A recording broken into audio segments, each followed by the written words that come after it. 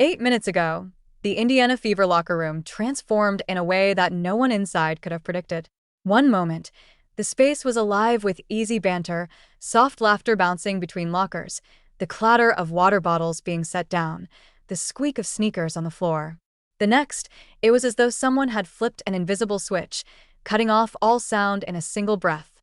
Heads turned, conversations stopped mid-sentence, and every set of eyes shifted toward the center of the room, where Sophie Cunningham and Lexie Hull stood shoulder to shoulder. The expressions on their faces were enough to make stomachs drop before a word was even spoken.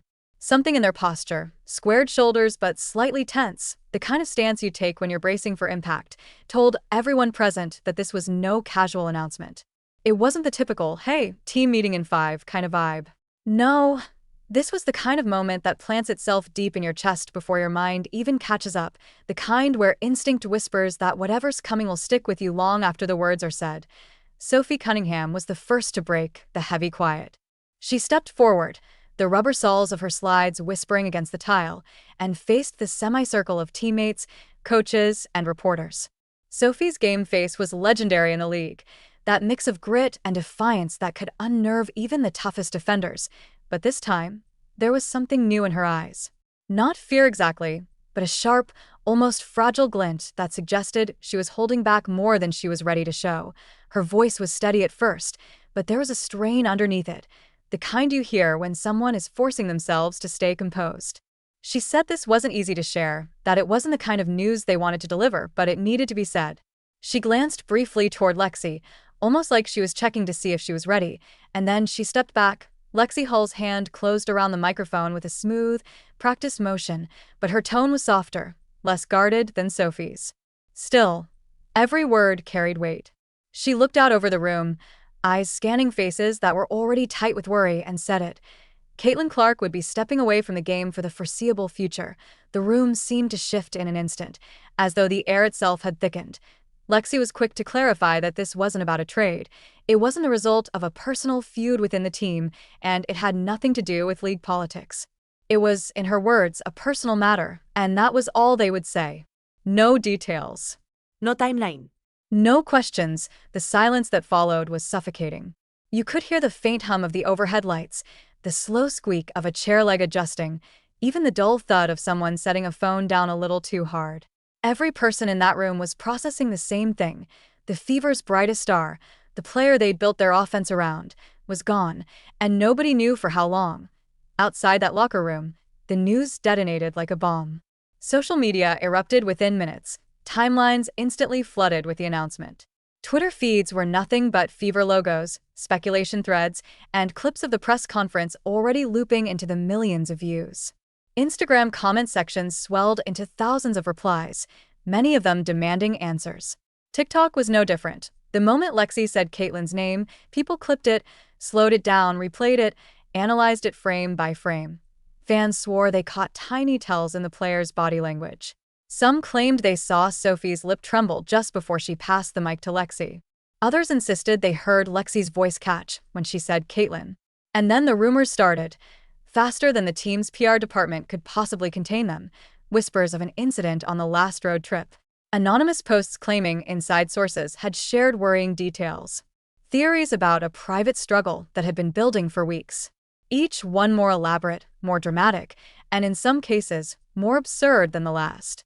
But in the absence of concrete answers, the speculation fed on itself. Through it all, Sophie and Lexie stood firm, answering only what they chose to answer, shutting down every push for more information. Their loyalty was obvious. Whatever Caitlin was dealing with, they were determined to shield her from the noise. And that, of course, only fueled the frenzy, because Caitlin Clark wasn't just any player. She was one of the league's most competitive, most visible stars. The idea that she would step away, at this moment, in the middle of a season when every game mattered, didn't just raise questions. It threw the entire season into a state of uncertainty. Some fans insisted the warning signs had been there for weeks.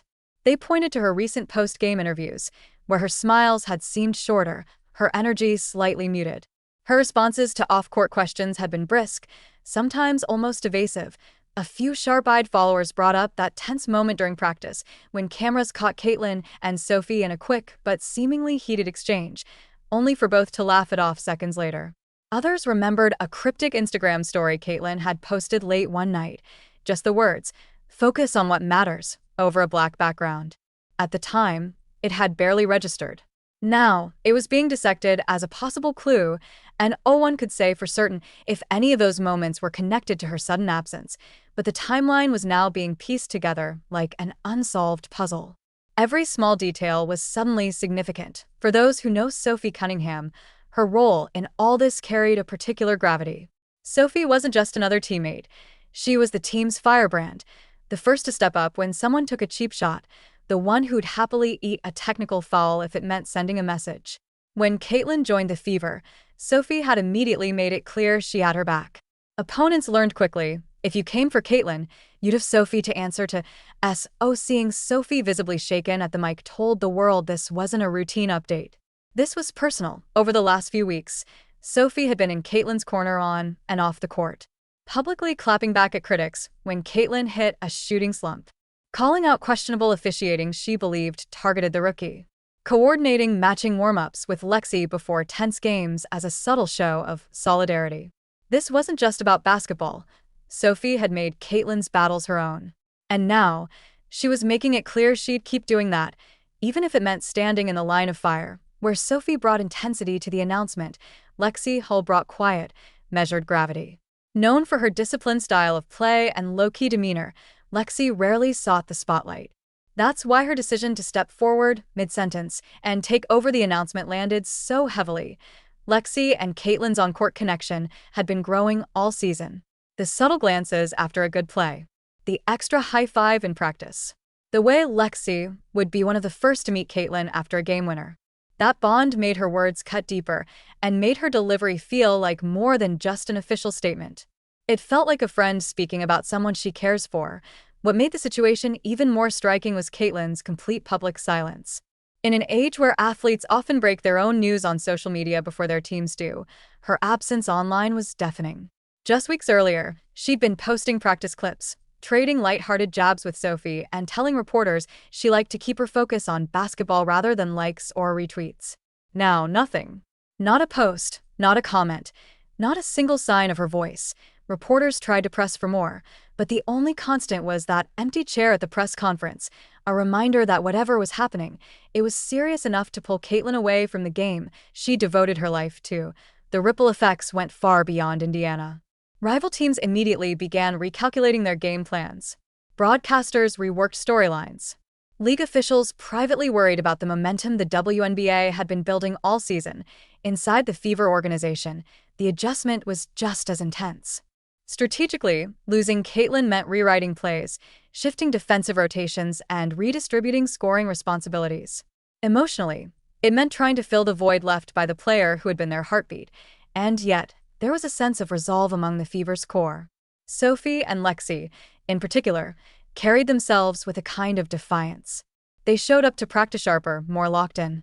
They found ways to keep Caitlyn's presence alive. Wristbands with her number, highlight clips on team accounts, small tributes that spoke volumes. Still, the questions hung in the air.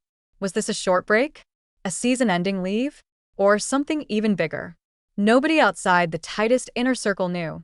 And maybe, for now, that was exactly how they wanted it. What began as an emotional, unexpected announcement had become the most talked-about mystery of the WNBA season. A story about basketball, yes, but also about loyalty, friendship, and the quiet, fierce way teammates can protect each other when it matters most. And as for the rest of us, we wait. We watch. And we wonder how different the league might look when Caitlyn Clark finally steps back onto the court.